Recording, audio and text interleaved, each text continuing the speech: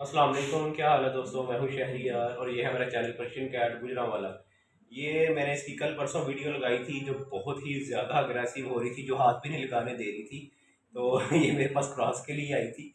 ये देखे मैं किस तरीके से इसको क्रॉस करवा रहा हूँ।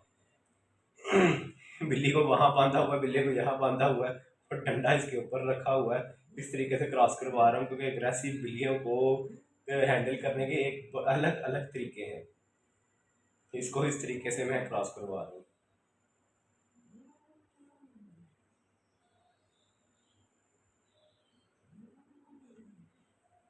देखो मैं हाथ आगे इसलिए नहीं कर रहा, मेरा बिल्कुल भी इरादा नहीं है कि मैं इससे पंजा खाऊं।